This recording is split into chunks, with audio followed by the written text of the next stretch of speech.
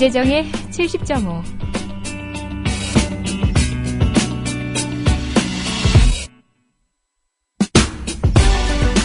시국 이야기하면은 많이들 지치시죠? 그렇지만 힘내십시오. 열심히 하고 있는 분들 많잖아요. 특히 민변 여러분들께서 비상특위를 만들어서 또 활동하고 계시네요. 앞으로 한 달 동안 특집방송 진행합니다. 이런 변이 있나 특집방송 지금 시작합니다.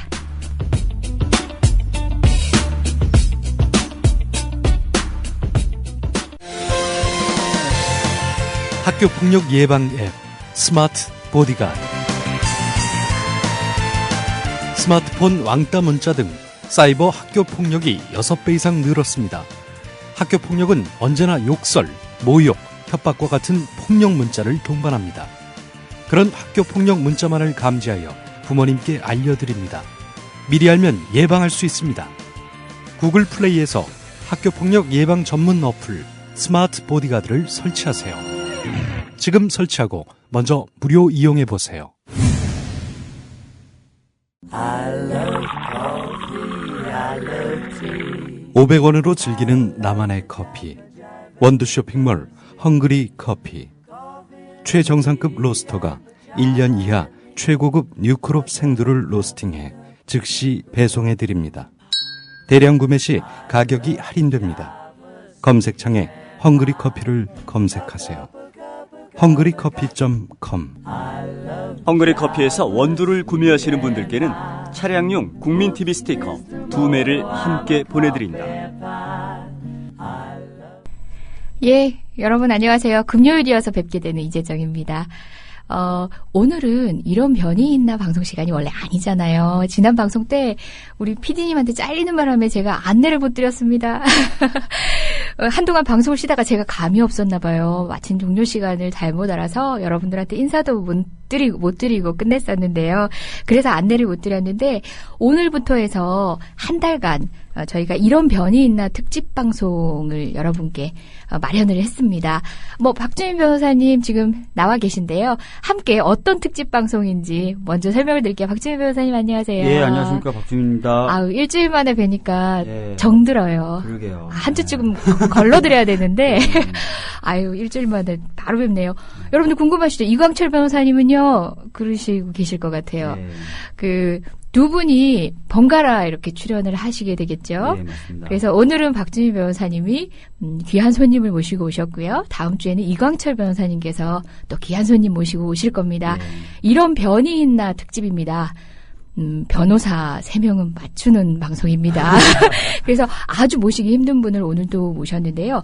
저희가 앞으로 4회 예정이 돼 있어요. 한 달 방송분인데 어떤 특집이죠? 박주민 변호사님? 예, 사실 지금 아까 이제 들어올 때 이재정 변호사님도 말씀하셨지만 이제 요즘 시국 사건 너무 많기도 하고 그래서 얘기를 많이 하다 보면은 또 질리시기도 하고 지치시기도 하는데 또 그럴 때 또 열심히 하는 사람들 얘기 들으면 좀 힘도 나잖아요. 그래서 네. 어떻게 보면은 저희들이 이제 쉽게 섭외할 수 있는 민변 쪽에서 가장 열심히 하는 분들을 모셔가지고 최근에 이제 시국 사건에 관련된 이야기를 들어보는 그런 코너를 만들었습니다.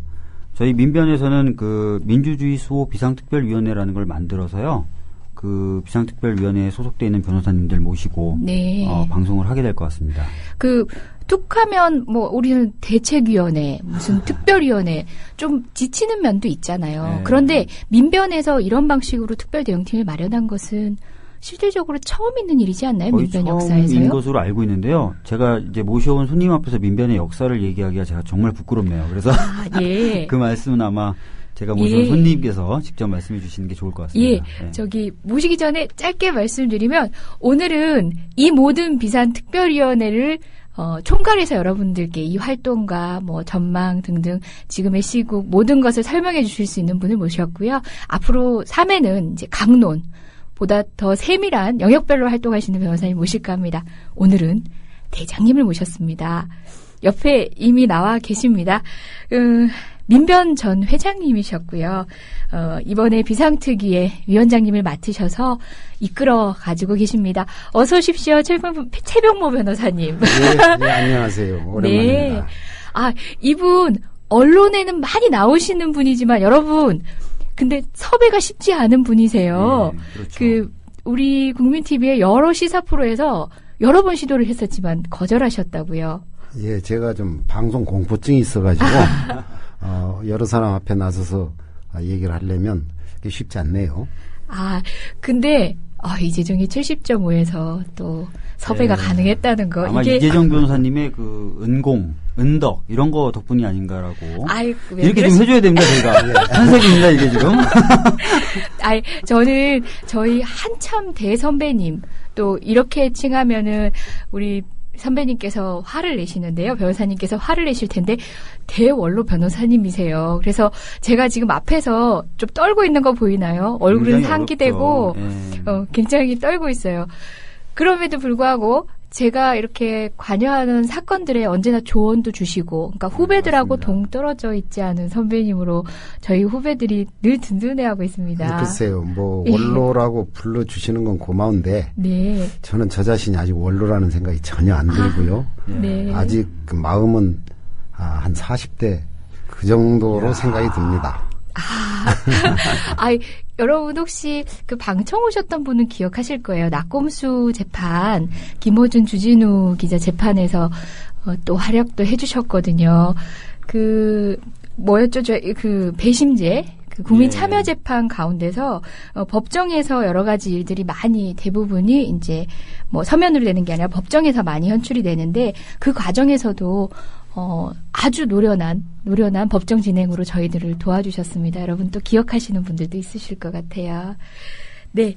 오늘은 이 주제로 비상특위라는 주제로 민변의 이런 본격적인 활동이 왜 이루어졌는지 이런 얘기부터 시작을 해볼까 하는데요.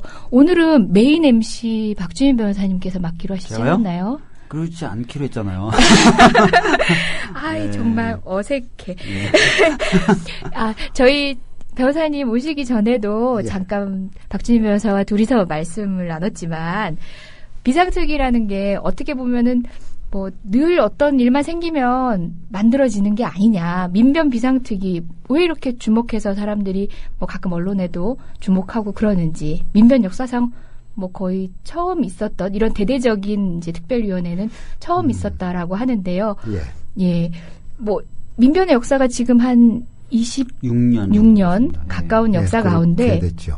전방위적인 이런 시국 대응팀은 처음인 게 맞죠? 아마 그런 것 같네요. 이전에는 민변 집행부 자체가 직접 나서는 경우도 많이 있었고 그런데 이번에 특별위원회를 만든 것은 제 기억으로도 처음입니다. 그렇다면은 민변에 지금 활동하고 계시는 회장님 이런 집행부만이 아니라 다른 모든 회원들이 아우러져서 이제 대응팀을 꾸린 거죠. 그렇긴 하죠. 그러니까 민변 회원들 중에서 누구든지 이 비상특위에서 함께 일을 하고 싶다고 하면은 받아들여서 일을 하고 있고 그럴 생각입니다. 비상특위는 어떤 방식으로 구성이 되어 있나요? 단지 회의만 하는 팀이 아니라, 그러니까 법적으로 이렇게 필요한 부분은 다 이렇게 변호사로서 조력을 해주고 있는 것 같은데, 영역별로 이렇게 나뉘는 건가요? 몇 개의 필요에 팀으로? 따라서는 영역별로 나누게 되면 나눌 필요도 있겠고, 당장 우선 비상특위를 만든 이유가, 여러분도 잘 아시겠지만, 최근에 지난 대선 때 있었던 부정선거가 원인이죠. 왜 여러분들 잘 아시지만 지난 대선 직전에 국정원 여직원이 선거에 개입한다는 정황이 있어가지고 수사가 시작이 됐었는데 결국 엊그제 무죄가 난 김용판 전 경찰청장이 대선 직전에 그런 일이 없다 이렇게 허위로 수사 결과를 발표하는 바람에 잠잠해졌죠. 그런데 선거가 끝나고 후에 전 국가기관들이 개입을 해서 대대적으로 부정선거를 했다는 것이 차츰 밝혀지지 않았습니까? 그것을 그냥 방치할 수 없다는 이유 때문에 우선 이 비상특위가 만들어진 셈이죠. 근데 변호사들은 늘 저희 선배님들은 일당백 하시면서 이슈 안에 늘 계셨어요.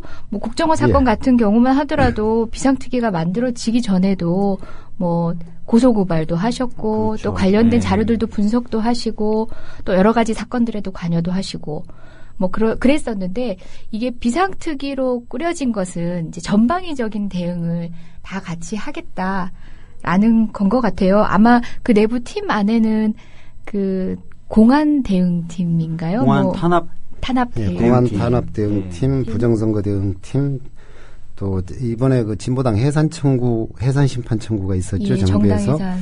그것도 우리 민변에서 논의를 하고 또 비상특위에서 우리가 논의를 예. 한 결과는 이것이 부정선거를 덮기 위해서 조작해낸 것이라고 우리가 판단을 했습니다. 아, 예, 그리고 그러면 그렇게 보는 게 맞는 것 같아요. 예. 그래서 그 부분에 대해서도 대응을 하자 해서 진보당 해산 청구 사건, 심판 청구 대응팀까지 해서 3개의 팀을 만들었습니다. 예. 그러면 각각 사건들로도 민변 변호사님들이 활동을 하고 계셨지만 이것들이 궤를 같이 하는 이 시국에서는 궤를 같이 하는 민주주의에 대한 위협의 상황이다라고 생각하셔서 그렇죠. 예. 전체적인 대응을 함께 하고 계신 예, 거군요. 예. 저희 민변 하면은 26년의 역사라고 아까 말씀을 나눴는데요. 예전에 국가보안법 관련해서도 민변이 나서서 시위도 하고, 예, 시위도 그랬었던, 하고 폐지 공청회도 하고 뭐 여러 가지 했죠. 예, 그리고 전방위적 활동을 했던 기억도 있고 또 2008년 촛불 당시에도 촛불, 민변의 네. 깃발은 또 예. 시청 광장 앞에서도 광화문 그렇죠. 앞에서도 예, 예. 시민 여러분들하고 함께 어우러져서 촛불을 밝히고 있었는데요. 그때 여러 모습들하고 지금이 다른 점은 뭘까요? 글쎄요. 이제 그동안 국민의 정부, 참여정부 거치면서 예. 상당한 정도 민주화됐다고 생각을 했는데 예. 생각한데는 민변이 할 일이 아예 없어지는 게 가장 좋은 일인 것 같은데요. 예. 이명박 정권 때부터 갑자기 또 민변이 할 일이 무척 많아지네요. 예. 그래서 실제로 공안 사건에 대응하고 이런 그 과거를 회귀하는 권위주의적인 행태에 대응해서 민변이 성명도 내고 필요하면 시위도 하고 이렇게 하는 것은 옛날과 다름이 없다고 생각이 됩니다. 예.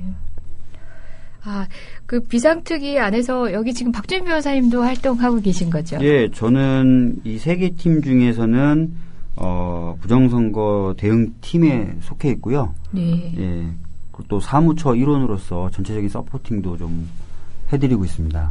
예, 그 사무처라고 하면은 그러니까 민변의 살림이나 민변의 사업들을 그렇습니다. 예. 이렇게 돌아가시면서 역할을 맡으셔가지고 예. 그런 역할들을 하시는 건데 여기 계신 최병무 변호사님도 아마 그 사무처의 수장이셨죠? 민변 회장님을 역임하셨다고는 모두 오래됐습니다. 제가 벌써 말씀드렸죠. 2002년부터 2년간 한 것 같네요. 예. 2002년 5월부터. 예, 임기가 2년이셨던 2년, 거죠. 예. 그런데도 아직도 저희 곁에서 이런 조언 주시고 해서 예, 너무 감사합니다. 예, 그렇게 봐주시니 저도 감사합니다. 그 비상특위 뭐 이렇게 팀은 꾸려져 있다고 말씀을 주셨는데요. 그 활동 뭐 가장 대표적인 활동이라고 한다면 어떤 게 있을까요? 활동을 정리를 하자면 이제 이 전번 선거 부정 문제가 불거지면서 박근혜 대통령이 그렇게 얘기를 했죠. 나하고는 아무 관계없는 일이다. 그리고 나는 이익 받은 바도 없다. 이익 받은 바도 없다. 그런 맞습니다. 얘기를 했네요. 참 치졸한 변명 같은데요. 어찌됐든 박근혜 대통령은 국정의 최고 책임자 아니겠습니까? 예, 맞습니다. 예. 그러면 이 국가기관이 전번에 어떤 기관들이 저 부정선거에 개입을 했죠? 지금 행정안전부, 지금은 안전행정부인가요? 거기하고 국방부, 또 보훈처, 그리고 가장 중요한 국가정보원이 예. 나서서 전방위적으로 댓글 작업을 하고 어마어마하게 선거에 개입했던 내막이 차츰 밝혀지지 않았습니까? 네네. 제가 보기로는 뭐 제 의견이 아니라 많은 사람들 의견이 4.19를 촉발시켰던 3.15 부정선거 이후 최대의 관권 개입 선거다 이렇게들 봅니다. 저도 그렇게 생각을 합니다. 윤석열 특별수석 팀장이 국정감사 때 그렇게 얘기를 했었죠. 예, 맞는 얘기지요. 그래서 국민들이 그 선거 부정을 진상규명을 해라 이렇게 요구를 하는데 대통령이 나하고는 관계없고 나는 이익받은 바도 없다. 국회가 알아서 할 일이고 나는 모르겠다. 이렇게 얘기하고 있으니 그럼 어떻게 해야 됩니까? 결국 국민이 직접 나설 수밖에 없지 않겠어요? 네. 그래서 이제 저희가 민변에서 민변집행부에서도 비상특위를 꾸릴 수밖에 없겠다. 이런 결론을 내리고 꾸린 건데요. 그러면 결국 우리가 하는 활동이라는 게 이제 맨 먼저 가장 중요한 부정선거 진상규명. 네. 이것이 이루어져야 되겠죠. 그리고 또 하나, 부정선거에 대한 국민들의 진상규명 요구가 도가 높아지고, 시위, 시청 앞 광장에 많은 사람들이 모이고 이렇게 되니까, 이거를 다른 데로 시선을 끌기 위해서, 지금 이제 전교조를 노조 지휘에서 노조 지휘를 박탈을 하고 법의 노조 통보를 했죠. 예. 그리고 이제 KTX 민영화 이 문제를 가지고 민주노총을 습격해 가지고 침탈하고 이런 사태가 생기고 거기다가 이제 진보 통합당 통합진보당의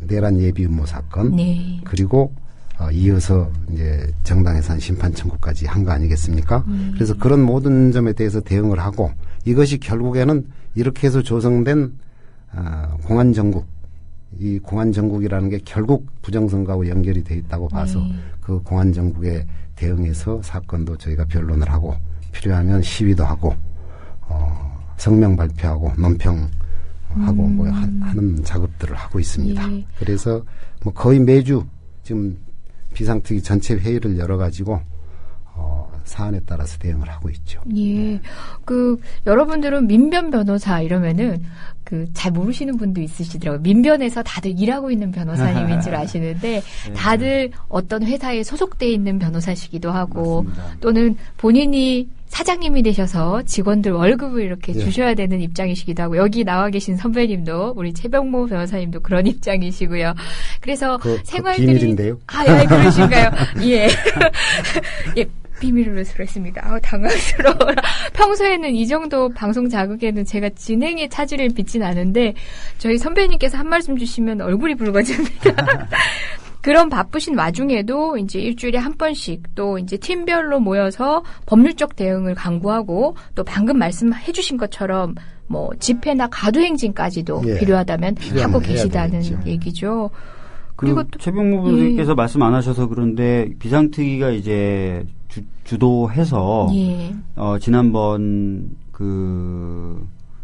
언제였죠? 제가 갑자기 이러면 안 되는데 제가 이러면 안 되는데 연말에 28일인가 그랬죠. 한 160명 가까운 민변 변호사분들이 참여해서 거리 시위도 했었습니다. 그 종각 앞에서 모여가지고 거기서 이 전부들 거기 연자 시위를 하고 그리고는 이제 시청 앞까지 행진을 했죠. 그때 많은 시민들이 같이 행진을 하면서 시민들이 박근혜 퇴진 이런 구호까지도 많이 외쳤어요. 그 집회 한다는 소식을 듣고 와주신 시민들이 또 같이 합세를 하셨었어요. 저희가 행진한 대열이 갑자기 한 2,000명 정도? 굉장히 늘어났죠. 저희들이 깜짝 놀랄 정도였는데. 그만큼 국민들이 이 부정선거에 대해서 분노하고 있다는 얘기입니다. 이거 부정선거라는 건 그야말로 이 대의 정치의 근본을 망가뜨리는 거거든요. 우리 헌법의 구조가 그런 거 아니겠습니까? 국민들이 직접 공직을 담당할 사람들을 선거에 의해서 뽑아가지고 그렇죠. 권한의 일부를 위임해서 일을 맡기는 건데 그거를 부정으로 선거를 치른다면 그건 결국 공직을 도둑질하는 거죠. 그 국민들이 가만히 있어서는 안 됩니다. 아까 조금 전에 말씀하셨던 그 집회에 저도 참여를 했었는데요. 저는 160명이나 되는 민변 회원들이 저는 숫자를 듣고 방금 굉장히 놀랐는데 물론 이제 여기 방송을 들으시는 청취자 여러분들은 160명 별거 아닌데 이렇게 생각하실지 몰라도 변호사들이 160명 모이기는 쉽지 않죠. 그리고 그날 민변 변호사들만 모인 건 아니고 민변 소속 아닌 변호사들도 같이 결합을 했습니다. 저는 시민들과 섞여서 막 이렇게 흥이 나 있어서 그랬나요? 옆을 못 돌아봤습니다. 굉장히 고무되네요. 왜냐하면 법률가라는 사람들은 기본적으로 보수적일 수밖에 없어요. 이게 정치적으로 보수적이라기보다는 법률 업무로 조언을 하면 되는 거 아니냐라고 생각하시는 분들도 그렇기도 하고 이제 많으시고. 법률 자체가 현상 유지적인 경향이 있지요. 예. 그런데 불구하고 이제 시위 현장에 그 추운 날씨에 거리에 함께 하셨다는 것도 저는 방금 말씀드렸죠. 고무되었습니다. 그만큼 또 척박한 현실을 얘기하는 거라서 네. 또 씁쓸하기도 하고요. 앞으로는 그러면 어떤 활동들이 지금 예정돼 있는 거죠?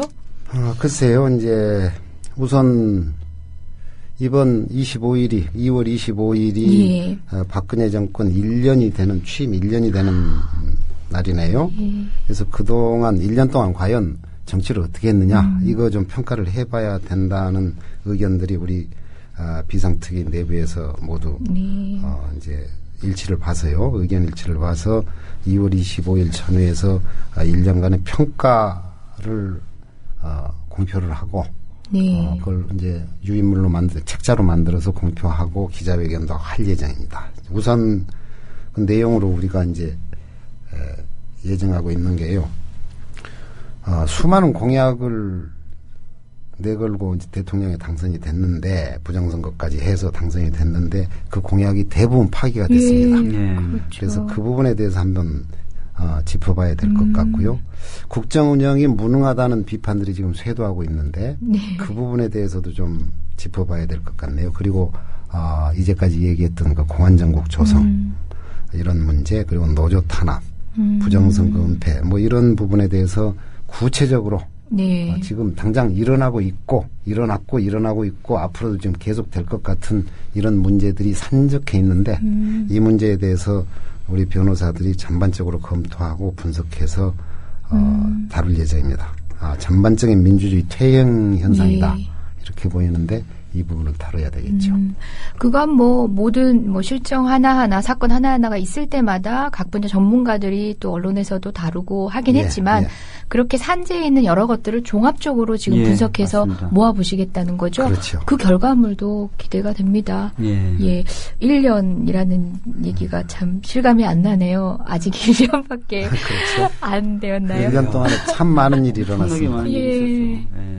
1년이 10년 같습니다. 아유, 선배님 앞에서 올릴 말씀은 예, 아니네요. 맞습니다. 1년이 10년 같습니다. 맞죠? 맞죠? 특위에 대한 구체적인 얘기는 또 차차 이제 남은 3회 방송을 통해서도 하나씩 풀어보기도 할 건데요. 네. 오늘은 또 민변 전 회장님이시자 또 원로 변호사님, 네. 우리가 평소 후배 변호사들이 존경에 맞이하는 귀한 원로 변호사님, 귀한 자리를 이렇게 모셨는데. 이렇게 앉혀놓고 존경해 주신다고 그러니까 그 진심인지 모르겠네요. 아유, 저 눈빛으로 읽어주십시오. 진심입니다. 오신 김에 이렇게 민변, 그리고 또 예. 어떻게 보면은 우리는 너무 힘들다고 생각하는 오늘이지만 오늘보다 더 아니면 진짜 오늘만큼 힘들었던 그 과거의 여러 권위주의 정권 시대를 다 겪어오시면서 활동해 오셨지 않습니까? 그런 얘기들도 오늘 이 자리에서 한번 들어봤으면 좋겠다 예, 싶네요. 어떤 얘기를 해야 될까요? 우선 민변 언제나 어디서나 무슨 일이 생기면 달려오는 민변. 그 민변은 언제적부터 있었을까? 예, 궁금해하시는 민변 분들이 얘기를 하자면 있으시는데. 그 전신 얘기도 좀 해야 되겠네요. 제가 86년 5월 초에 개업을 했는데요. 예. 그 당시에 그 공안 사건을 소수 한 15분에서 20분 정도, 20분 정도 되는 변호사님들이 공안 사건들을 하고 계셨어요. 네. 다른 변호사들은 공안 사건 손도 대기 싫어하고 가장 단맛 떨어지는 사건이 이제 공안 사건이다. 보통 이렇게들 얘기를 했죠. 그 당시는 한 해 새로 배출되는 변호사가 몇 명 정도였습니까? 제가 그때는 한 300명, 200명 수준이었던 것 한 해 한 같나요? 200명 정도요? 아니요. 네. 300명? 글쎄요, 지금 정확하지 않은데 150명. 예, 100명. 제가 그건 옛날이죠. 75년, 74년 이때는 60명을 뽑았는데 그제 네. 차츰 늘어서 한 150명 수준 아니었나 싶네요. 네. 그래서 아무튼 그 5월 초에 개업을 했는데 그 당시에 공안 사건 그때는 정말 많았습니다. 이거 1년에 국가보안법 위반으로 구속되는 사람만 한 1,500명에서 2,000명 정도 됐어요. 그거는 저거는 빼고 얘기입니다. 집시법 위반, 노동관계법 위반 이건 빼고 이제 그야말로 국가보안법 위반으로만 구속되는 게 한 1,500명이 넘고, 그 다음에 이제 집회 및 시위에 관한 법률, 뭐 이제 노동관계법 이런 위반으로 구속되는 거 그보다 더 숫자가 많았고요. 그리고 이제 노동관계법이나 이런 집시법 위반인데 폭력행위로 또 말아가지고 몰아서 구속되는 사건은 이 공안사건에 잘 포함도 안 되니까 그 사건까지 하면 한 1년에 한 5, 6천 명 되지 않았나 싶네요. 예전에 화염병 쓰면은 뭐 다 그렇죠. 그 형사범으로 일반 형사범으로 처벌되잖아요. 시국사범이 아니라. 시국사범이 아니라. 그 당시 변론하던 분들이 이제 4년 전에 돌아가신 이돈명 변호사님, 그리고 91년에 돌아가신 그황인철 변호사님, 또 이제 조영래 변호사님도 돌아가셨네요. 조영래 변호사님이 계셨고, 홍성우 변호사님, 그리고 이제 박성민 변호사님, 또 박용일 변호사님 이런 분들이 있으셨어요. 한 15분에서 한 20분 되는 것 같네요. 그분들이 제가 개업했을 때 이제 그 조영래 변호사님이 저한테 와서 같이 일해보자. 그래서 5월 말에 정의 실천 법조인회라는 걸 만들었습니다. 우리가 한 20여 명이. 그게 이제 정법회라고 줄여서 얘기하는데 정법회. 그냥 정법회 그럼 무슨 뭐 불교단체처럼 생각하지만 그런 느낌이 좀 있어요.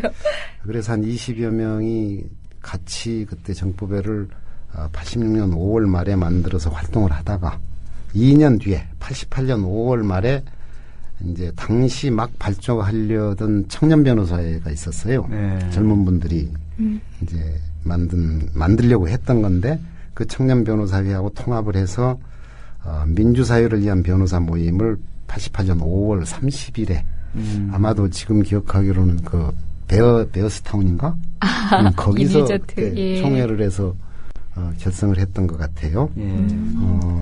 이 민주사회를 위한 변호사 모임 이 이름을 조영래 변호사님이 그때 제안을 했습니다. 그래서 이렇게 우리말로 길게 풀어서 쓰는 이름으로는 첫 번 모임입니다. 그 이후로 이게 이제 유행이 돼가지고 모임 이런 게 다른 단체들도 무엇을 위한 모임 뭐 이런 식 모임들 그때부터 생기기 시작합니다. 노사 뭐 이런 것들도 뭐 노무현을 사랑하는 사람들의 모임. 이런 게 여기서부터 저희가 출발입니다. 원조였네요. 너무 익숙해져 있는 이름이었는데 그 이름이 만들어지던 당시 얘기 아득하기도 하지만 재밌네요. 그 전까지는 전부 한자 명칭들이었죠. 무슨 회 뭐 이런 식으로. 그럼 청년 변호사회에 소속돼 있던 분들은 어떤 분들이 계셨어요? 이제 이석태 변호사님도 이석태 변호사님 당시 청년이셨습니까? 그렇죠. 저도 지금 입을 쫙 벌리고 가만히 있었습니다. 그리고 이제 노무현 변호사님도 그 후에 들어오신 거죠. 청년이셨구나. 노무현 전 대통령이죠. 그런 분들이죠. 청년이셨구나. 근데 말씀하시는 가운데 조용환 변호사님. 조용환 변호사님. 그 또래들입니다, 전부. 말씀하시는 가운데 86년도에 개업을 하셨다 이렇게 얘기를 해주셨는데요. 그러면은 이제 아까 70년대에 이제 시험을 패스를 하시고 개업을 그때 하셨으면은 그 사이에 공백기 동안은 공직에 계셨던 6년 반, 7년 거죠? 가까이 법원에서 판사를 했습니다. 판사로 계시다가 이제 변호사로 활동하게 되는 걸 이제 개업이라고 표현을 합니다. 별로 자랑스러운 일은 아니죠. 그래도 아마 이런 고민을 가지고 판결을 계속 써 오셨더라면 정말 주옥 같은 판결이 많았을 것 같다는 생각도 드는데 왜 판사의 길에서 변호사의 길로 바꾸시게 된 거예요? 그 시국에? 글쎄요. 제가 사실은 공안 사건은 제가 한 건도 판사로 있을 때 판결을 안 했죠. 안관이 한 건을 딱 맡았다가 그때는 참 어디 가서 하기 어려운 얘기입니다만 공안 사건을 맡으면 원장이 불러서 이거 몇 년 해라 뭐 심지어 그랬어요. 그래서 결과를 미리 미리 뭐 지시하기도 하고 나하고 양형을 상의하자. 뭐 재판 진행도 어떻게 할 건지 나하고 협의를 좀 하자. 그래서 저는 제가 알아서 할 테니까 원장님은 마음 놓고 계시라고. 그리고 그걸 거절을 했어요. 그랬더니 그 형사사건 담당 판사에서 민사사건 담당 판사로 사무원장이 바뀌어버려가지고 솔직한 얘기로 제가 법원에 있으면서 그 이후로 한 번도 공안사건 재판을 못했습니다. 이건 어디 가서 얘기하기도 참 어렵고 그래서 공개석상에서는 처음 하는 얘기네요. 예. 와, 그러면 인사로 결국은 뭐 그래서 저도 이제 뭐 들은 얘기인데 그 무렵에 진짜 약간 다른 식의 판결 내리는 판사분들은 일부러 주로 그런 민사나 식으로? 행정에 배치를 많이 했다고. 일부러 그래서, 인사 조치를 예, 그렇게 예. 해서 지금은 영장 전담 판사가 있는데 그때는 영장은 다 돌아가면서 했어요. 네. 이제 제가 영장을 좀 많이 기각을 하는 경향이 있어서 그것도 또 항상 문제가 됐고 그래서 86년 제가 5월 초에 그러니까 4월 19일인가 4월 중순에 사표를 내고 5월 초에 개업했는데 5월 3일날 5.3 인천 사태가 터졌잖아요. 그때 당시 분위기가 정말 법원에 있는 게 저로서는 고통스러워서 사표 내고 나가자고 생각을 했죠. 나가서 좀 자유롭게 살아보자. 예. 사표 내고 나오니까 홀가분하고 좋더라고요. 5.3 인천 사태에 대해서 조금만 설명을 해주셔야 될 것 예. 같아요. 들으시는 분들은 모르실 수 있어요. 5.3 인천 사태는 게 86년 5월 3일 날 인천에서 그 인천역 광장인가요? 거기서 시위가 그때 반독재 시위죠. 결국 네. 86년이니까 전두환 정권 말기죠. 예. 말기고 그때 이제 전두환 정권이 만든 그 헌법. 그때는 이제 통일주체 국민의 대의원에서 네. 대통령을 간접 선거로 뽑았지 않습니까? 예. 그래서 이제 장충체육관에 통일주체 예. 국민의 대의원 전국에서 모아가지고 거기서 한 곳에 몰아넣어놓고 거기서 이제 투표시키고 그랬죠. 그래서 뭐 만장일치로 대통령 뽑고 무효표 몇 표 나오고 뭐 그랬죠. 네. 그 헌법을 절대 못 고치겠다고 그래가지고 예. 그때 이제 헌법 개정만 주장하면 바로 공안 사건으로 잡혀 들어가서 뭐 처벌받고 하던 때죠. 그래서 예. 헌법을 무슨 수호하겠다 그런 이름을 붙여가지고 호헌이라고. 호헌 네. 호헌 그런 주장을 했고 이제 대학생들하고 시민들 주로 대학생들이죠. 데모하는 분들은 전부 호헌철폐 호헌철폐. 그거를 예. 끊임없이 주장을 했죠. 그래서 인천에서도 인하대 뭐 이런 인천대 이런 데서도 항상 시위를 했고 그러다가 인천 역전에서 그 시민 사회단체들하고 네. 대학생들 집회가 있었는데 그때 백골단이 예. 시위대로 가장해가지고 거기 끼어들어서 예. 이제 그 시위를 촉발하는 것처럼 하고 백골단이 또 다른 백골단이 가서 시민들을 무차별 가격을 해서 정말 심각하게 부탁을 했죠. 예. 지금 없어졌지만 그 오토바이 하이바슨 예, 그 사람들이 그렇죠. 백골단이잖아요. 하얀 그 오토바이 안전모 예, 아이고, 그거 하이바. 쓰고 덤비는 그런 그 백골단이라는 예, 그 소위 그 경찰이 조직해서 무술경관이라고 예, 하죠. 예. 경찰이 만들어 가지고 운영하던 그런 폭력단인 셈이죠. 정말 깡패 조직 같았어요. 그래서 맞습니다. 그래서 그때 사표 내고 났더니 그런 일이 일어났어요. 저로서는 참 사표 내고 난 게 천만 다행이다 뭐 이런 생각도 들었죠. 근데 사표를 내고 나서 얼마나 많은 시국 사건에 또 허덕이셨겠습니까? 고생이 너무 많으셨을 것 같은데요. 그래서 저로서는 어차피 이제 그렇게 되고 또 뭐 황인철 변호사님이니 네. 조영래 변호사님 이렇게 만나게 되니까 5월 초에 개업하고 5월 하순부터 바로 그냥 공안 사건 시작을 했죠. 네. 6월부터 바로. 공안 사건 하실 때 정관예우는 없었나요? 그래도 판사로 나오셨는데. 저는 인천으로 인천에서 근무하다가 사표를 예. 냈는데 그때는 개업지 제한이 또 있었어요. 예. 그래서 인천에서는 개업 개업을 못 하는데 못하는. 예. 다들 이제 뭐 출장소 뭐 이런 거 만들어 놓고 편법으로 거기서 하기도 하고 그래서 저는 못하게 하는 거 굳이 할 거 있겠나 해서 시청 앞으로 바로 들어왔더니 최하목의 변호사라는 사람이 개업했다는 거 아무도 모르더라고요. 그래서 솔직한 얘기로 전 정관예우 진짜 받아본 게 하나도 없는 것 같습니다. 예, 근데 저는 농담 삼아서 말씀드린 거고요. 그 공안 사건도 이렇게 정관이 하니까 판사가 좀 봐주거나 그런 거 없었나. 공안 사건은 아닌 것 같은데요. 영 아니죠. 예. 상의를 하셔야 된다고 하잖아요, 원장님하고. 근데 그렇게 진짜 86년도 개업하시고 87년, 88년 얼마나 시국 사건, 노동 사건이 많았을 됩니까? 그때는 많이 했죠. 예. 1년에 한 60건씩 한 때도 있었는 것 같네요. 공안 사건만. 그러다가 이제 김영삼 정권이 들어서고 뭐 3당 합당 이렇게 되면서는 뭐 공안 사건이 그때보다는 좀 줄어들었죠. 약간 줄었죠. 예. 약간 줄었는데 그러니까 노태우 정부 때도요. 그때도 이제 87년에 그 10월 아니요 60 항쟁으로 헌법 고치고 노태우 대통령이 당선됐지 않습니까? 초기에 공안 사건이 많이 줄었어요. 노태우 대통령 때도 어찌됐든 선거로 당선된 대통령이죠. 그런데 한 1년쯤 조용히 있으면서 대체로 그런 것 같더라고요.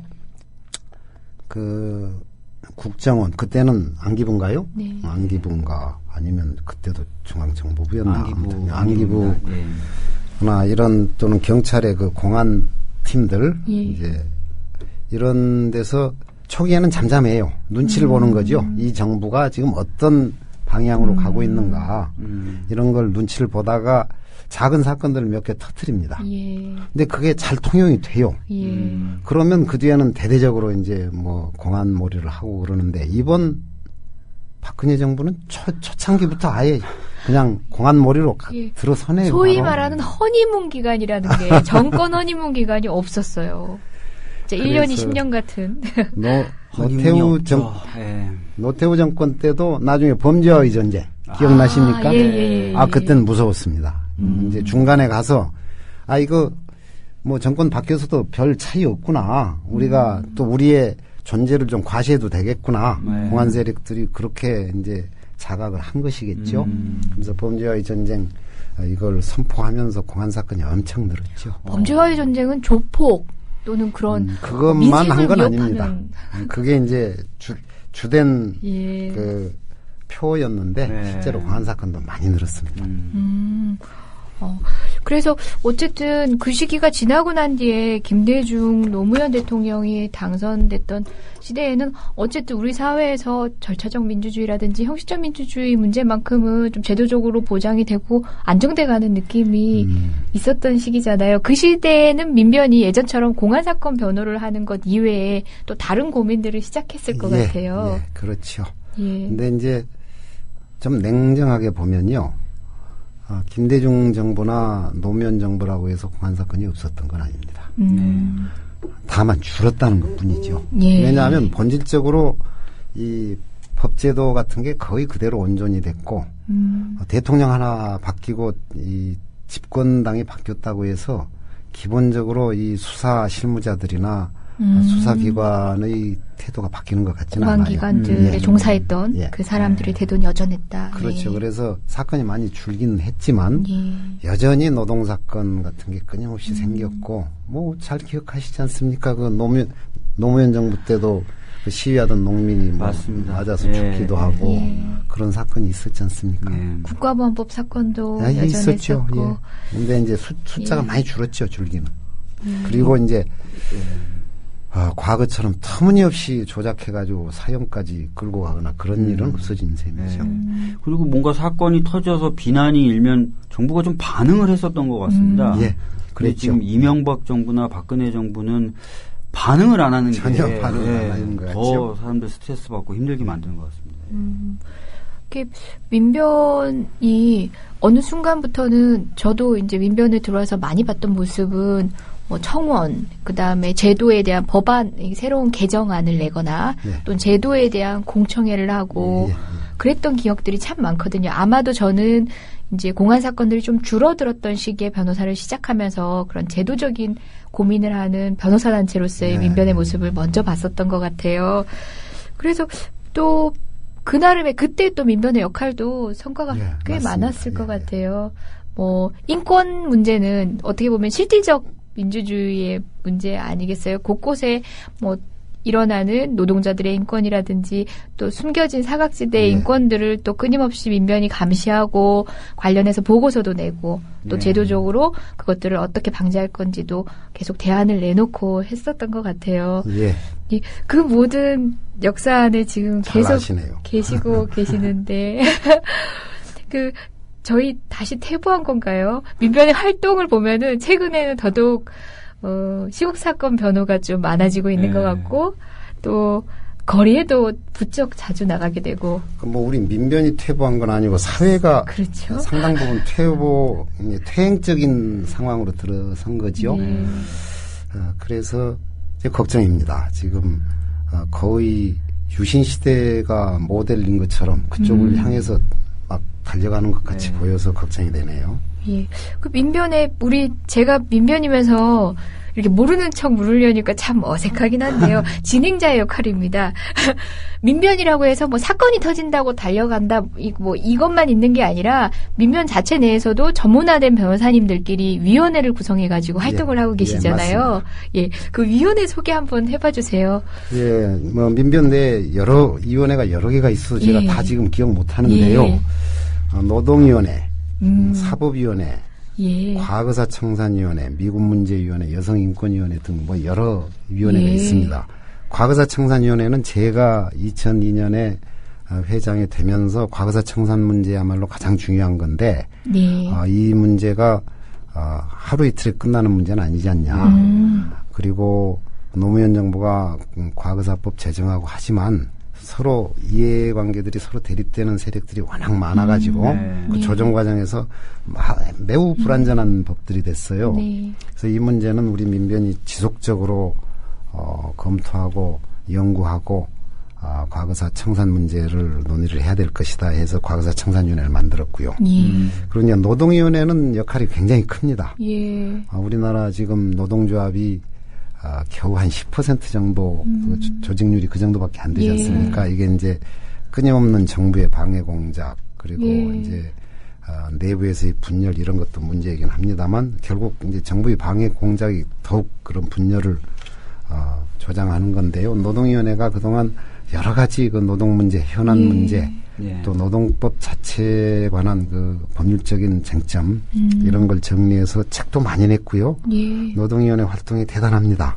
얼마 전에 쌍용차 해고무효 소송도 사실 노동위원회 맞습니다. 변호사님들이 권영국 변호사님이 노동위원회 위원장님이시고요. 노동위원회가 우리나라 노동 문제는 거의 뭐 이끌고 간다고 봐야 되겠죠. 그리고 이제 미군문제위원회 역시 미군 문제 우리나라 이거 방치할 수도 없고 잊어버리는 채 있을 수도 없죠. 미군문제위원회 매우 활동이 부지런하고요. 또 여성 우리 사회 구성원의 반이 여성인데 우리나라 여성들 역시 좀 선진국에 비해서는 많이 차별받고 있고 그래서 여성 인권 문제 그 호주제 폐지 뭐 동성동본 금원조항 결국은 위원 그렇죠. 이끌어낸 것도 민변 여성위원회 소속 민변 변호사들이 하셨죠. 호주제 폐지는 제가 그때 변론 단장으로 그때 맞습니다. 이쯤에서 박수 한번. 우리 여성 방송의 특성을 이 방송의 특성을 잘 아시는. 우리 여성 인권을 위해서 이렇게 또 노력해 호주제 주셨네요. 폐지하고 동성동본 금원조항 폐지는 사실상 이 민사법 분야에서 가장 심각하고 중요한 악법 두 개를 고친 것이죠. 이 당시 얘기 들어보니까 법정으로 가는 변호사들한테 막 어르신들이 욕하고 뭐 던지고 막 이러셨다 그러더라고요. 그 호주제 헌재에서 호주제 폐지 청구 사건 그 사건 변론할 때도 거기에 뭐 호주제 수호 전국 대책위원회 이런 간판을 들고 있는 그 할아버지들이 많이 오셔가지고 저한테 최병모 변호사는 뭐 그 정도밖에 생각 못하느냐고 시비 걸고 그러시더라고요. 아마 지금 국회의원이신데 진선미 변호사께서 그때 같이 변론했죠. 호주제 사건에 대해서 굉장히 자부심을 가지고 그때 선배님들한테 많은 가르침 받았다고 늘 항상 얘기하시곤 했던 것 같아요. 그때 단장님이셨어요. 그런 사건을 보면 생각나는 게 있어요. 호주제 이거 우리나라 제도 아니거든요. 근본적으로는 1910년에 우리가 일본에 합방되면서 일본의 소위 가독 상속제 이런 그 일본의 제도를 가져다가 일본 애들이 우리나라에다가 이식을 한 겁니다. 근데 이제 그게 36년이라는 세월이 참 무섭지요. 그게 거의 한 세대를 넘는 세월이 되니까 그때 그런 거를 경험했던 분들이 지금 노인이 되셔가지고 이게 우리 미풍양속이다 이렇게 지금 생각을 잘 하시는 거죠. 전통이고 지켜야 되는 거라고. 일본이 우리나라에 와서 그 식민지 지배 기간 동안에 우리나라 이 생각이나 이런 걸 망쳐놓은 게 무수히 많습니다. 그 중에 하나죠. 그런 걸 들자면 여러 가지가 있죠. 예, 저기 게시판을 잠시 봤는데요. 공릉동 아줌마께서 저희 최 변호사님 방송 잘하신다고 왜 그간 방송을 감사합니다. 그렇게 공포심을 느끼신다고 그러셨는데 예. 그리고 바로 변호사님이야말로 공부해서 남 주시는 이런 상식적인 활동과 말씀 잘 듣고 있습니다. 민망스럽고 공부해서 부럽습니다. 남 줘야 된다는 말씀을 최 변호사님 가끔 하셨던 것 같아요. 제 기억에는. 글쎄요. 남 줘야 된다고 말씀하셨던 것 같은데. 최 변호사님께서 기억이 안 나신답니다. 늘 그걸 당연하다고 생각하고 계셨을 것 같아요. 아까 과거사 청사님 말씀 이제 언뜻 주셨는데 또 여러분들이 사건으로 들으면 쉽게 또 이해하실 것 같아요. 과거사, 청산돼야 될 과거사가 한두 개가 아니겠지만 요새 여러분들 그 재심 사건 들어보셨죠? 유신 당시에 그 유신헌법 밑에 긴급조치라고 있었죠.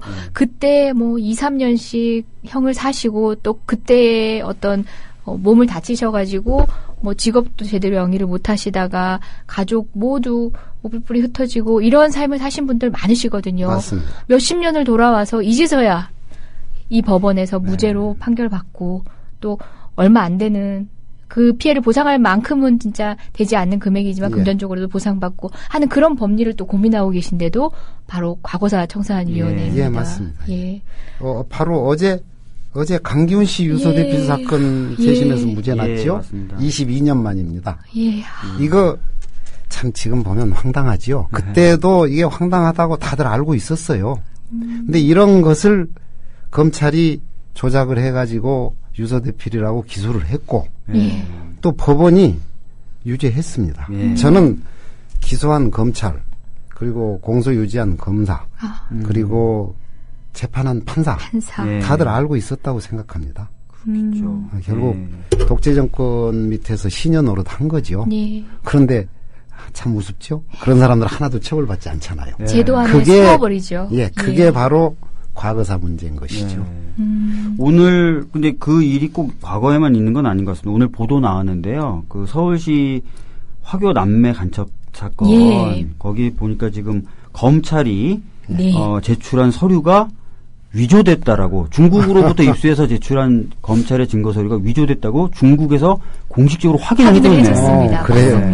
그런 일이 있었나요? 예, 그 남매 중에 그 가려 씨라고 그 여동생이 이 방송에 출연해서 마지막으로 인사도 하고 가고 여러분한테 노래도 들려드렸던 기억, 청취자 여러분들은 또 기억하시는 분들도 있을 거예요. 근데 그 오빠가 북한을 드나들었다라고 하는 증거로 이제 검사가 출입국 기록을 냅니다. 그게 중국 당국에서 발급해준 출입국 기록이라고 냈는데 그게 우리 변호사들이 중국 가서 확인을 했습니다. 했더니 중국 문서가 아니라는 거예요. 누가 위조하죠? 지금 그거를 누가 위조했느냐. 그렇죠. 그게 아니 그러면 그게 지금 국정원에서 넘어온 사건인가요? 그렇죠. 이해할 만하네요. 뭐 좀 더 밝혀져야겠지만 분명히 이 문서를 가지고 이 사건을 만들어낸 건 국정원입니다. 국정원입니다. 그런 사건이 옛날에도 참 여러 개 있었어요. 심지어 제가 했던 그 제주의 강희철 씨 사건은 대판 소재 한국 영사 쪽에 영사 증명을 구했더니 그 당시 이제 그 관련자가 무슨 조청년하고 관계 있다 어쨌다 이런 주장을 했는데 그 영사관 증명에 조청년과 아무 관계 없다는 증명이 왔어요. 근데 그거를 거꾸로 증거로 내가지고 그래서 저는 그 기록을 나중에 보면서 판사가 이걸 못 봤을까? 검사가 이걸 모르고 기소했을까? 정말 이상하더라고요. 그런 사건들이 있었습니다. 많았습니다. 그 옛날 일이 지금도 반복이 되는 거죠. 그런 셈이죠.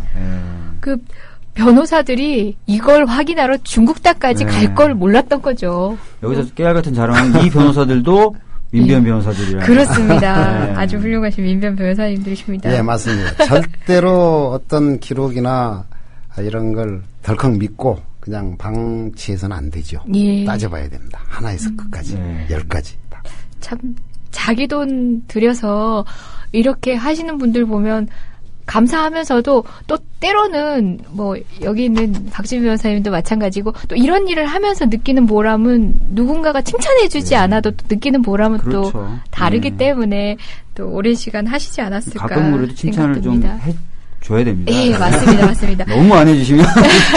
그리고 뭐 최근에는 뭐 국제금융 뭐 이런 쪽으로도 위원회가 만들어져서 그쪽 전문가들 FTA를 계기로 해서 또 그런 송기호 변호사님이 아주 활약 대단하게 하셨죠. 여러분들 2008년도 때 송기호 변호사님 강의 들으시면서 또 거리에서 만나셨던 분들도 많으실 거예요. 한 FTA 전문가시죠. 예.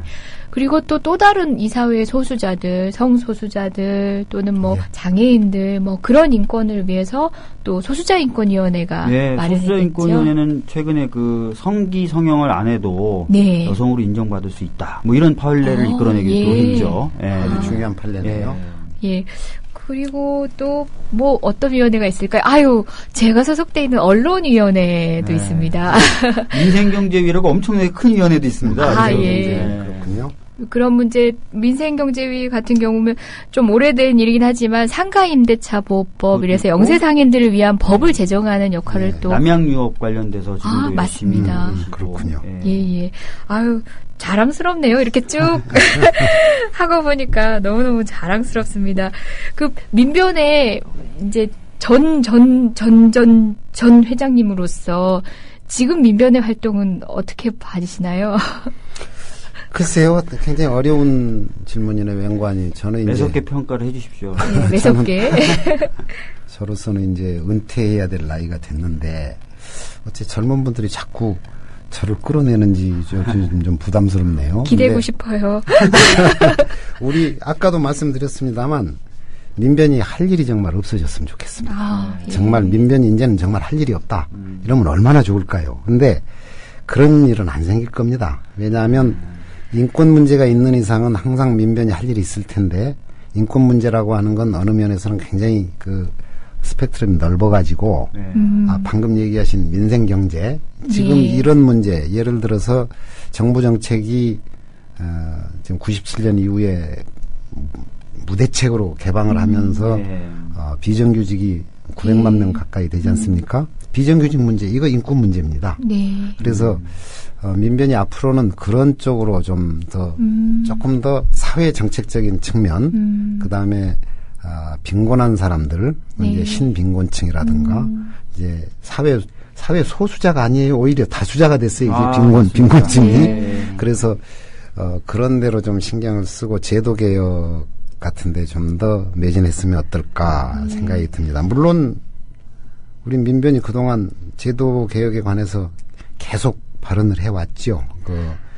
2003년, 2008년, 2012년 각각 한국 사회의 개혁과 입법과제라는 아주 방대한 법률 개정안 같은 걸 냈었죠. 예, 국회의원들이 필수적으로 참고한다는 자료 아닙니까? 그런가요? 예. 그래서 뭐 현재 어떤 각 분야별 상황에 대한 분석과 그다음에 제도적 대안에 대한 개요가 잘 정리돼 있어서 우리 일에 관심 없으시던 의원님들도 그 책을 펼치면서 이제 일을 시작하신다는 아주 훌륭한 책입니다. 2003년 초에 그걸 제가 처음 만들었고요. 한국사회 개혁과 입법과제. 그때 한 변호사님들 한 40여 분 동원해가지고 제가 6개월간 몰아쳐서 고생 많이 시켰죠. 그래서 한 700페이지 정도 넘을 겁니다. 그렇게 해서 그때 당시에 우리나라 이제 법제도 중에 법률 중에서 중요한 법률을 다 뽑아서 분석하고 어떻게 하면 좀 개정할 수 있을까. 그래서 노무현 정부가 2003년에 출범할 때 2월 달에 그걸 제출하고 이거 좀 바꾸라 그랬는데 잘 안 되더군요. 그러고는 그때 2008년에 아마도 백승원 회장께서 같은 제목으로 이제 증보판이랄까요? 이제 새로 그걸 하나 내셨고 2012년에는 김선수 회장이시죠? 예, 맞습니다. 김선수 회장께서 내고 그런 것 같네요. 그거 저는 우리 사회에서 매우 중요한 제도에 대한 분석 개선안으로 민변의 업적으로 아마 영원히 남을 거 아닌가 이런 생각이 듭니다. 맞습니다. 그걸 통해서 제도가 개혁되기도 하는 것이고 또 한 의미에서는 한쪽의 의미에서는 그게 그 당시 어떤 상황에 대한 역사적 기록이 되기도 한 것이고요. 맞습니다. 예, 아유, 자랑스러워지는데요? 계속 가면 갈수록. 근데 한편으로는 그렇습니다. 민변이 할 일이 없어지는 사회가 곧 오겠지요 하면, 나도 이제 금권 변호사가 돼봐야겠다 하고 벼르고 있었는데, 앞으로도 계속 인권의 문제는 우리 사회 곳곳에 새로이 발견되고, 민변의 역할은 있으실 거라고 말씀을 주시네요. 금권 변호사인가요? 금권. 누구는 물권 변호사라고. 물권요? 좋습니다. 물권이든 금권이든 그거 둘 다 좋습니다. 저는 그거 한번 해보고 싶으신데 아이고 안 되겠네요. 이재정 변호사님은 모르실 수도 있어요. 뭐냐면은 이제 2008년도에 이재정 변호사님하고 지금 저의 그 부인이죠. 강영구 변호사 잡혀갔을 때. 저 깜빵 동기죠. 네, 두 분이 잡혀갔을 때 최병호 변호사님이 가만히 묵과할 수 없다. 대검에 항의 방문을 가셨어요. 그때, 근데 저는 깜짝 놀랐습니다. 많은 사람들이 이제 이걸 어떻게 해야 되냐 할 때, 가만히 있으면 어떡하냐. 대검이라도 찾아가야 된다라고 해서, 직접, 찾아가셨었어요. 그래서 아마 안에 계셔서, 경찰서 안에 계셔서 모르실 텐데. 보온이 늦었습니다. 당시에 그 현장 집회, 인권침해 감시 활동을 나갔었던 상황들이었는데, 여기 있는 박준 변호사님의 와이프가 되시는 우리 강영구 변호사님과 두 여성 변호사만, 남자 변호사 다 빠지고, 유약한 여성 변호사, 가녀린 여성 변호사는. 그때 이재정 변호사님은 방패로 맞기도 하고 그러셨잖아요. 그랬죠. 그나저나 그만하기 천만 다행이다. 방패가 그만하기 정말 다행이었죠. 가슴을 맞았죠. 머리를 맞았으면 크게 데미지를 입을 수도 있었을 텐데. 그 당시에 머리를 이렇게 직격으로 맞으시고 그런 분들도 정말 많았었는데 제대로 손해배상도 못 받으시고 가해 경찰은 결국은 면책되고 좀 안타까운 일들이 많았었죠. 우리나라 이 공권력이 이런 짓을 하는 걸 보면 참 끔찍하죠. 사실 그날 저는 저희 와이프하고 저희 부모님을 처음 뵙는 약속이 있었던 날이에요. 결혼 전에.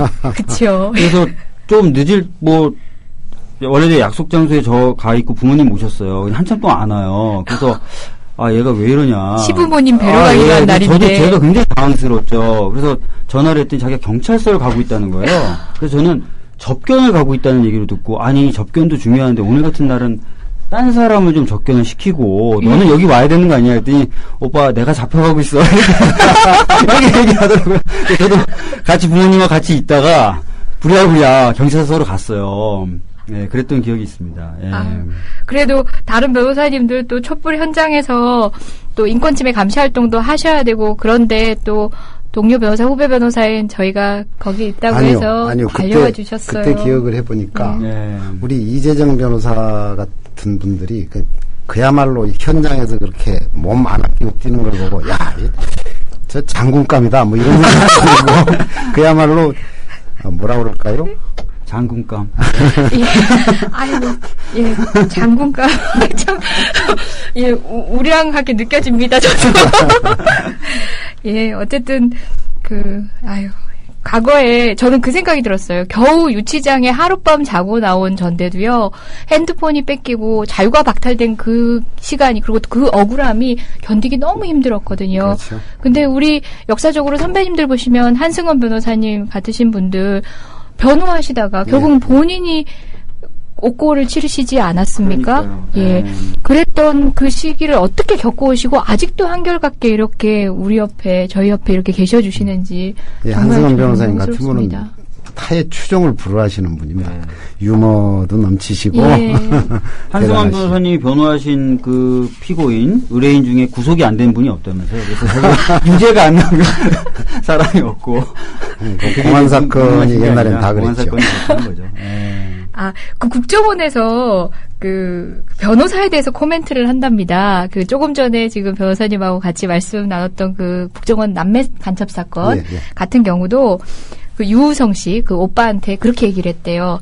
장경욱 변호사님이 처음에 접견을 가시려고 하는데 장경욱 변호사라는 저 사람은 기본으로 7년 나오는 사람이다. 그러니까 저 사람을 해가지고 열심히 싸우다 7년 나올래. 5년 아니면 7년 나올래. 아니면은 좀 합리적인 다른 변호사를 쓰든지 그렇게 하라고 변호사 평을 해주시고 조언을 주셨다고 하더라고요. 옛날에도 그랬어요. 옛날에도 조작 사건을 보면 옛날 그 강희철 씨 사건 재심하면서 나온 얘기가 그겁니다. 너 변호사 선임하면 저 10년 나온다. 그런데 우리 말 잘 따르면 한 2년 6월 나오니까 군대 한 번 더 간 셈 치고 들어가 살고 나오지. 그게 낫지. 10년 너 살래. 근데 결국 그걸로 무기징역 나왔죠. 나중에 변호사 선임도 못하고. 근데 이거는 저는 말씀 나누면서 갑자기 드는 생각인데요. 저는 고민이 있어요. 가끔 이런 사건을 하면서 네. 인권에 대한 우리의 감수성하고 뜻이 맞아줘서 같이 법정에 싸워주는 피고인들을 보면 정말 동지 같기도 하고 네. 이걸 통해서 한 발짝 우리 사회가 개선된다고도 느끼지만 때로는 그분들이 희생될 때가 있잖아요. 우리나라 사법부가 아직 그만큼 못 따라줘서. 이제 그렇죠. 예를 들어서 타협을 하게 되면은 뭐 기소유예가 될 수 있었던 건인데 뭐 대표적으로 말씀을 드리자면은 육군대위 상간모욕죄 사건입니다. 그 친구가 적절한 수준에서 합의를 검찰에 이제 잘못을 반성하고 했더라면 기소유예로 끝났을 사건인데 결국은 그 징역형밖에 없는 그 상간모욕죄로 기소가 되고 대법원에서 유죄 판결까지 나는 바람에 그 친구는 평생 꿈이었던 군복을 벗어야 했거든요. 그러니까 저희는 표현의 자유를 위해서 어쨌든 지는 싸움이었지만 진일보한 무언가가 있었을 거라고 평가는 하지만 개인사에서 보면은 너무나 많은 걸 잃어야 돼요. 저는 변호사로서 한편으로 너무 많이 미안하더라고요. 아니 최근에 공안 사건의 딜레마 중에 하나지요. 반값 등록금했던 대학생들에게 막 시형을 막 선고하고 그래요. 그러니까 그분들은 등록금 좀 깎아보겠다는 그런 마음이고 부모님에 대한 그런 애다름 이런 것들로 집회 나왔던 분들인데 참 이게 어떻게 보면 사법도 그런 부분이 있어서 좀 답답하더라고요. 그럴 때 아마도 또 한 5년이나 10년 뒤에 정권이 바뀌고 그런 게 문제가 되면요. 과거청산위원회 한 번 더 만들어야 될 겁니다. 그러리라고 생각이 듭니다. 아무튼 마지막으로 한 번 더 직설적으로 여쭤보자면 그럴 때 혹시 아까 말씀드렸던 그런 사례와 비슷하게 일반 변호사들처럼 내 의뢰인의 이익을 위해서 적절한 수준의 타협을 하자 이런 조언을 해보신 적도 있으신가요? 저는 그런 조언은 안 하고요. 피고인한테 피고인이 선택하도록 상황을 쭉 설명을 하고 만일 그건 타협을 하겠다고 하면 그것도 한 가지 방법이다. 그러나 그거는 꼭 나라는 변호사가 도움이 안 될 수도 있고 필요 없을 수도 있으니까 그러면 다른 변호사를 선임하는 게 어떠냐 이렇게 조언을 해준 적은 몇 번 있습니다. 그게 맞지 않나 싶어요. 저는 참 쉽지 않더라고요. 좀 더 많은 노하우들을 제가 배워야 될 것 같습니다. 그건 노하우 아니죠. 어떻게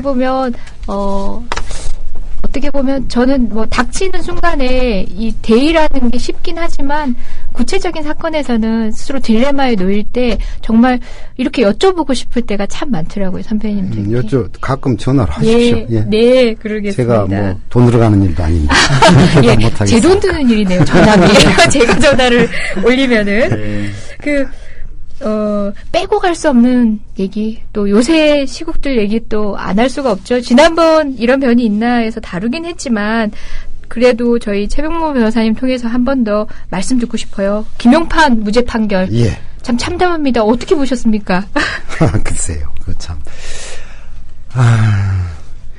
우선 국민의 법 감정에 배치되는 판결이죠. 상식에 어긋난다, 이렇게 얘기를 해야 될까요?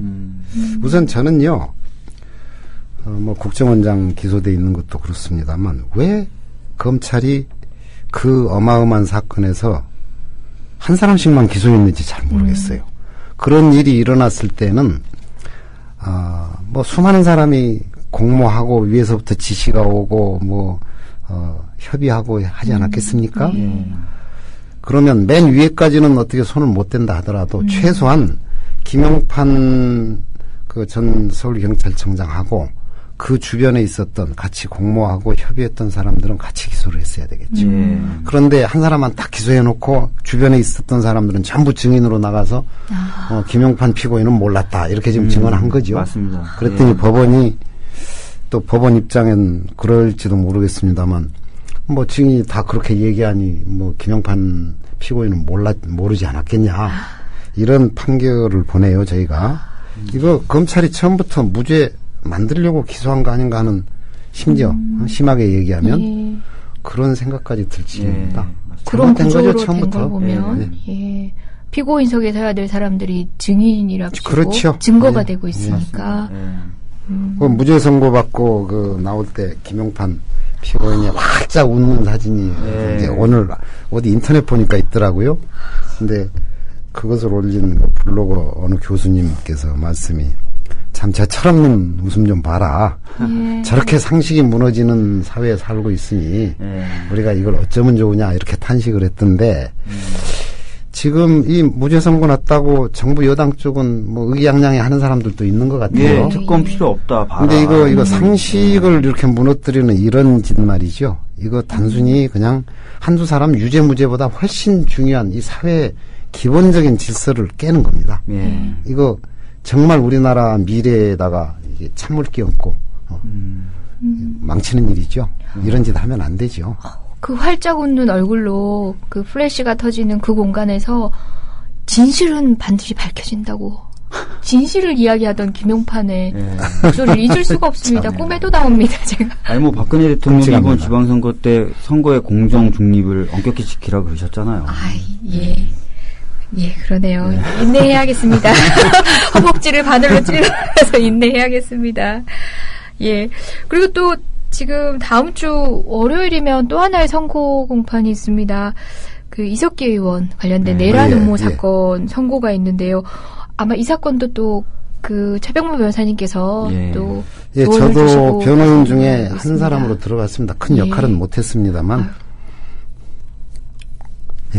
지금 어떨 것 같으십니까? 이거 굉장히 어려운 질문이지요. 변호인께 담당 질문을 변호인한테 하면. 물어보면 뭐라고 대답해야 될까요? 저는 제가 변호인이기 때문이 아니고 제가 국가보안법을 보는 이제 시각이나 적어도 형법상 내란 예비 음모, 뭐 선동선전을 제가 아는 법률 지식을 총동원해서 생각을 해보자면 이건 전부 무죄가 맞습니다. 그러나 결과는 두고 봐야 되겠죠. 그리고 또 이게 유죄 무죄의 결론 여하가 또 정당 해산 심판 사건이라든지 또 여타의 앞으로 지속될 수 있는 공안 탄압에도 영향을 많이 끼칠 그러겠죠. 수 있는 결과라 참 좀 염려도 되면서 이 사건이 사실은 지금 국정원이 이 사건을 끌고 나온 건 결국 이제 어찌 보면 지난번 대선 부정선거, 선거 부정 시비에 대한 맞대응일 텐데요. 국정원 입장은 제가 생각하기론 뭐 무죄가 나도 일단 국민의 시선을 그쪽으로 끌었고 또 아주 그 격렬한 국민들의 부정선거 진상규명 요구를 어느 정도 누그러뜨렸으니까 할 일 다 했다고 생각할지 모르지만 이거 사실은 부메랑에 대해서 돌아올 겁니다. 결국 만일 이 문제에 대해서 무죄가 나면 이 정부가 끊임없이 부정선거 시비를 뭐 책임져야 될 것이고 그 다음에 이게 또 만일 유죄가 난다 치면 어떻게 될까요? 이거 유죄가 나면요 우리나라는 완전히 이제 유신 시대의 사건 조작을 다시 하는 게 되죠. 그 시절로 돌아가는 겁니다. 그것도 역시 정부 여당이 감당해야 되는 몫입니다. 그리고 우리 국민들이 그걸 가만두지 않을 거라고 생각을 합니다. 그 사건 진행 보시면서 그 특별히 느끼신 점, 이 사건과 관련해서 뭐 간단히 뭐 다 보도가 됐으니까 아시겠습니다만 뭐 이석기 의원이 강연 한 번으로 내란을 이제 실행하려고 했다. 내란을 예비하고 음모했다 이런 얘기인데요. 글쎄 그 강연에 다소 일반인이 들을 때는 이제 좀 생소한 그런 말들이 있을지 몰라도 강연 한 번으로 내란을 한다는 그 자체가 웃기는 얘기죠. 그리고 이제 우리나라가 참 무려 해방되고 70년 돼가는데요. 70년이 넘었나요? 45년이니까 그러네요. 된 것 예. 같아요. 70년 가까이 된 됐는데 남북 분단 대치 상황 때문에 거의 모든 이 국가기관이나 국가의 입장이나 정부의 입장 그리고 이제 국민들의 대다수도 편향돼 있습니다. 사고가. 그래서 어떤 용어 하나에 집착하고 그러거든요. 그냥 미군 철수 그러면 그건 북한이 미군 철수라고 주장하니까 쟤는 빨갱이다. 근데 도대체 외국 군대 철수하라는 게 어떻게 그게 범죄가 되는 겁니까? 될 수가 없죠. 마찬가지거든요. 그래서 이 이석기 의원 강연에서 일부 생소하게 들리는 말이라는 게 결국 우리들의 편향된 그런 의식, 그것 때문에 그렇게 들리는 측면이 많이 있습니다. 그걸 가지고 이제 내란 음모까지 끌고 간 건데요. 좀 웃기는 얘기죠. 아니, 그런 말씀도 하시더라고요. 이 내란 음모, 내란죄의 역사는 지금 야당 누군가가 가지고 있는 게 아니라 통합진보당이든 민주당의 역사에서 있은 게 아니라 내란의 역사는 지금의 새누리당의 전신인 물론이죠. 당에서 여러 사례가 있지 않았습니까? 전두환 전 대통령과 노태우 전 대통령 다 내란. 아니, 뭐 박정희 전 대통령부터 내란을 저지른 거죠. 그런 5.16 자체도 그렇고요. 예. 그렇게 보면은 그런 내란 음모 세력들의 잔당 세력이 아닙니까? 그렇죠. 그 새누리당을 눈 닦고 계속 지켜봐야 되는데 지금 엉뚱한 데다가 포커싱을 맞추고 있다는 이재정 변호사님 생각이 화끈하게 말씀 잘하시네요. 예, 그런데 장군감이라서. 예, 장군감이라서. 아이고, 정말 민망합니다. 예, 국민 여러분들이 대선 개입, 국정원 문제 너무 오래 들어오시면서 우리가 이길 수 있을까 하는 생각으로 어떻게 우리는 이 상황을 헤쳐나갈 수 있을까? 좀 무기력증에 빠지신 분도 있으실 것 같아요. 그렇죠. 예, 그 대부분의 국민들이 아마 평범한 우리 국민 대부분이 그런 무기력증에 빠진 거 아닌가요? 좀 그렇게 보이는데요. 그냥 막연히 된다 하자, 정의는 승리한다라고 얘기하기에는 참 맞습니다. 저조차도 어디서부터 어떻게 하나하나씩 이렇게 스텝을 밟아가야 될지 참 고민될 때가 많습니다. 그 비상특위 위원장님으로서 또는 이런 난국을 여러 번 경험해 오신 대선배님으로서 지금 이런 상황들은 어떻게 또 규명하고 또 다시는 이런 일이 일어나지 않을 수 있도록 우리가 만들 수 있을지. 글쎄요. 그거 참 대답하기 힘드네요. 왜냐하면 저 나름대로는 오랫동안 생각을 해온 것들이 있습니다만 그걸 여기서 얘기하자면 한 30-40분 얘기해야 될 것 같은데 그럴 수도 없고. 뺄까요? 다음번 한 번 더. 근본적으로는 저는 이제 근본 문제를 물으시니까 얘기인데 지금의 우리나라 이 소선거구제, 그러니까 선거구 하나에서 국회의원 하나 뽑는 단순 다수 소선거구제, 여기다가 5년 단임 대통령제, 이게 최악의 조합이라고 생각합니다. 이게 독재를 하도록 만드는 제도죠. 그래서 이거 고쳐야 된다고 생각을 하죠. 그리고 이제 전번에도 진보통합당 측에서 전번 총선 때 민주당하고 선거연합을 시도하면서 독일식 정당명부제 요구를 했거든요. 민주당도 그 점을 받아들이기로 그때 했었던 건데 뭐 결과는 결국 제대로 안 됐습니다만 적어도 비례대표를 대폭 강화해서 저는 그렇게 생각합니다. 한 70% 이상은 비례대표를 하든지 아니면 독일식 정당명부제로 하든지 해서 이 국회의원들이 제대로 뽑혀야 됩니다. 이게 소수자들을 대변하는 국회의원들이 국회로 들어가야죠. 지금 우리나라는 소수자 의견은 전혀 반영이 안 됩니다. 가령 이런 거죠.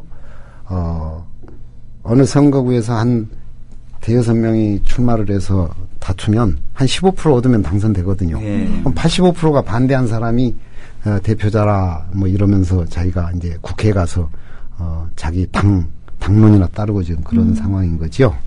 그래서 우선 그래야 된다고 생각이 되는데 그건 좀 먼 얘기죠. 결국 그것으로 가든 지금 이 상황을 직접 타결을 하든 국민들이 분노해야 된다고 생각합니다. 국민들이 나서서 고쳐라. 그리고 진상규명해라. 이렇게 나서지 않으면 어떻게 하겠습니까? 지금 뭐 민주당도 뭐 대선 불복 안 하겠다고 그러고 저렇게 무기력하니 국민이 믿을 데가 없네요. 참 불행한 일입니다. 그 특검 이야기도 특검 문제가 요즘 나오고 있고 저도 특검 하자고 특검을 하셨었잖아요. 예전에 제가 했었습니다만 원로비 특검이셨죠. 이번에 특검 하자 이렇게 얘기를 해달라고 그래서 그러자라고 얘기를 한 일도 있습니다만 특검이 유효하려면 누구를 특별검사 시키느냐의 문제입니다.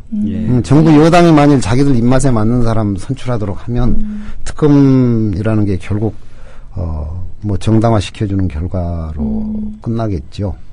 그래서 특검을 하는 건 좋은데 그러자면 전번 이명박 대통령 이명박 정권 때 내곡동 특검처럼 뭐 형식적으로는 국회 의결을 거쳐서 대통령이 임명하는 걸로 하더라도 예. 대통령 그 특검 대상자, 특검 후보를 지명하는 일은 정부 여당이 손을 떼야 됩니다. 왜냐하면 범죄를 저지르는 게 지금 정부 여당 아니겠어요? 예. 그럼 정부 여당이 범죄를 저질러 놓고 특검도 자기가 선출한다면 말이 안 되죠. 예. 그래서 특검은 야당에서 하게 하든지 예. 아니면 정말 무슨 시민사회단체나 이런 데서 광범위하게 의견을 모아가지고 예. 하든지 그래야 되겠죠.